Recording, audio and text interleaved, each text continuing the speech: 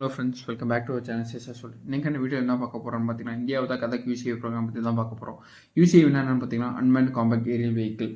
இந்தியாவோட கதக் யூசிஏவி ஒரு ஸ்டெல்த்தியரான ப்ரோக்ராம் தான் நம்ம இனிஷியேட் பண்ணிகிட்டு இருக்கோம். ஸோ இது ஸ்டெல்த்தியராக தான் வரப்போகுது. இதை எங்கே யூஸ் பண்ண போகிறாங்கன்னு பார்த்தீங்கன்னா, ஐஏஎஃப் வந்து இந்தியன் நேவி வந்து யூஸ் பண்ண போகிறாங்க. ஐஏஎஃப் வந்து பார்த்தீங்கன்னா அவங்களோட டாக்டரினை மாற்ற போகிறாங்க. அதாவது மேன்டு அன்மேன்டு டீமிங் கான்செப்ட்னு சொல்லி இது 2040 வந்து கொண்டு வர போகிறாங்க. ஸோ அதில் எப்படி இந்த யூசிஏவி ஒர்க் ஆக போகுதுன்னு பார்த்தீங்கன்னா, உங்களுக்கு எல்லாத்துக்குமே தெரியும். ஏஎம்சின்னு சொல்லி 5th ஜென் ப்ரோக்ராமில் வந்து நம்ம உருவாக்கிட்டு இருக்கோம்னு சொல்லி அந்த 5th ஜென் ப்ரோக்ராமோட இது இன்டெகிரேட் ஆகி ஒர்க் ஆக போகுது. ஆல்ரெடி உங்களுக்கு தெரியும் கேஸ் வாரியன்னு சொல்லி ஒரு லாயல் விங்மேன் கான்செப்ட் வந்து நம்ம உருவாக்கிட்டு இருக்கோம். இது ஏஎம்சியோட கூட போகும். விச் மீன்ஸ் ஏஎம்சி வந்து ஒரு மதர்ஷிப்பாக ஆக்ட் ஆகும். இந்த லாயல் விங்மேன் என்ன பண்ணணும்னு பார்த்தீங்கன்னா, ஏஎம்சிக்கு ஒரு ப்ரொடக்ஷனையும் கொடுக்கும். அதே மாதிரி சிச்சுவேஷன் அவேர்னஸ் அதில் இருக்க சென்சார்ஸ் யூஸ் பண்ணி கொடுக்கும். சரி, இந்த யூசிஏவி என்ன பண்ண போகுதுன்னு பார்த்தீங்கன்னா, ஒரு ஹைலி டிஃபெண்டட் எனிமி ஏர் ஸ்பேஸ் இருக்குது. அந்த இடத்துக்கிட்ட ஏஎம்சியோட உள்ளே போக முடியாது அப்படின்னா அந்த இடத்துல இந்த யூசிஏவி உள்ளே போகும். யூசிஏவிக்கு உங்களுக்கு தெரியும் உள்ளே வந்து இன்டர்னல் வெப்பன்ஸ் பே இருக்கும். இந்த வெப்பன்ஸ் பே வச்சு ஹைலி டிஃபெண்டட் ஏர் ஸ்பேஸில் போயிட்டு அங்கே ஸ்ட்ரைக்கர் நடத்திட்டு இதெல்லாம் வெளில வர முடியும். மோர் அண்ட் மோர் ஸ்டெல்த்தியர் வேறு.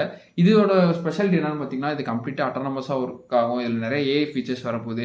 இது அது மட்டும் இல்லாமல் கிரவுண்ட் ஸ்டேஷன்ஸ் இருக்குது பார்த்தீங்கன்னா, கிரவுண்ட் ஸ்டேஷன்ஸ்க்கும் இதோட டேட்டாவை ட்ரான்ஸ்ஃபர் பண்ணணும். அதே மாதிரி ஏஎம்சி இந்த மதர்ஷிப்க்கும் ட்ரான்ஸ்ஃபர் பண்ணணும். ஸோ இது இவ்வளோ அட்வான்டேஜஸ் இருக்கனால இதுக்கு இந்தியன் ஏர்ஃபோர்ஸ் வந்து ரொம்ப சீக்கிரமாக அப்ரூவல் கொடுக்குன்னு சொல்லி சிசிஎஸ்ல கேட்டிருக்காங்க.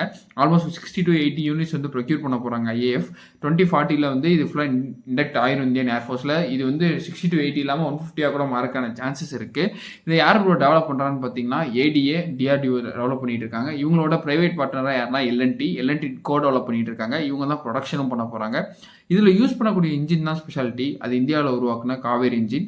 இந்த காவேரி இன்ஜினோட ட்ரைட்ரஸ்ட் வேரியன்ட் இதுக்கு போதுமானது. ஸோ அதனால் நம்ம ட்ரைட்ரஸ்ட் வேரியன்ட் காவேரி இன்ஜினே யூஸ் பண்ண போகிறோம். இதனால் நம்மளுக்கு இன்ஜின் பிரச்சனையும் கிடையாது. இந்த யூசிஏவி வந்துச்சுன்னா ஃபியூச்சரில் இது மாதிரி ஒரு ஏர்ஃபோர்ஸ்க்கு முன்னுதாரணமாக ஐஏஎஃப் இருக்கும்.